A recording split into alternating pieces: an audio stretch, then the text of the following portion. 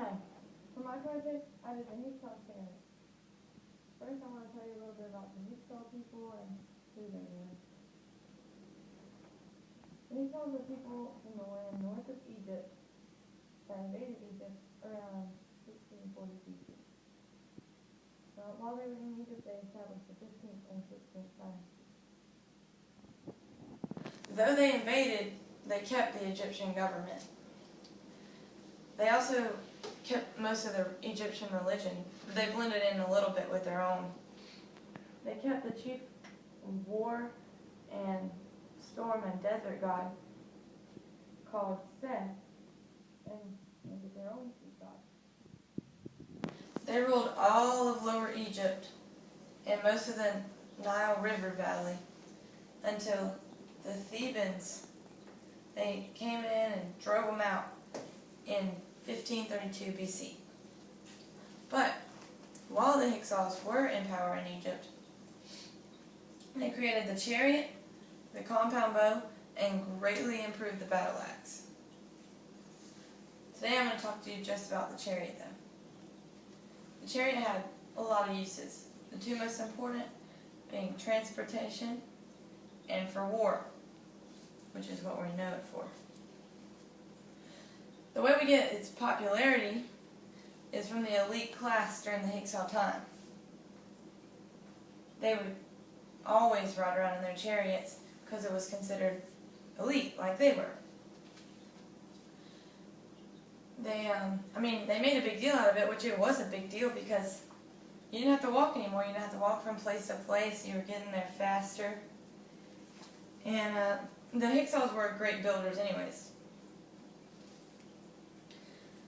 Some of the elite, they thought it was so cherished, like this chariot was such a big deal to them, that they would have the chariot, the horses or the donkeys that pulled the chariot, the driver, the spears, the bows and arrows, everything about the chariot, they would have it buried with them.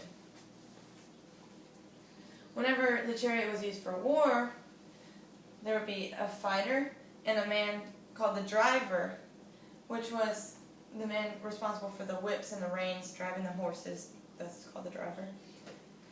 And the fighter would have his bows and arrows on this side and his spears on this side. First he would use his bows and arrows, and once all the arrows were expended and he had fought most of the battle, he would come over here to his spears and use them in direct contact battle, getting intense. And the driver, the whip and reins man, was not even issued a shield. They didn't even, he was to fend for himself. As far as the structure of the chariot, the axle, which is this right here, was metal. In past times, any mode of transportation was made out of wood or stone, but this was metal to reduce some friction. The wheel was made of wood and had spokes, and then covered in a metal, also reducing friction like the axle did.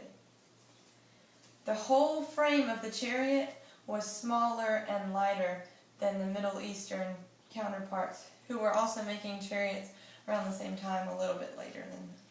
But they were much, much lighter than the Middle Eastern chariots. And that made them faster, which was good for the Egyptians because that's what they needed. That's what they used them for. They used them more for transportation than for war. But when they were in war, this was metal, so it could keep them out of trouble, protect them.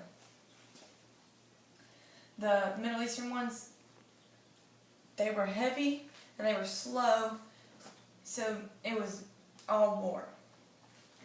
Generally 2 to 4 donkeys and sometimes horses would drag the chariot. The back of the chariot was left open for easy access. The driver and the fighter could just hop up in here, grab the reins, and go. The Hyksos name was originally mistranslated as shepherd kings.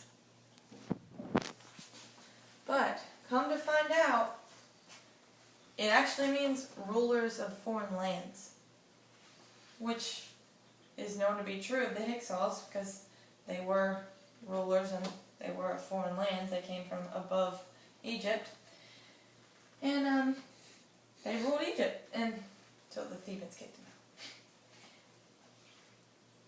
out. Thus,